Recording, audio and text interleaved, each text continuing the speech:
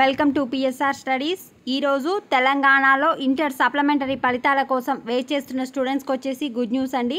ఇంతకు ముందు ప్రకటించిన డేట్ కంటే ముందు రోజే మనకు సప్లిమెంటరీ ఫలితాలు అయితే రిలీజ్ చేస్తున్నారు.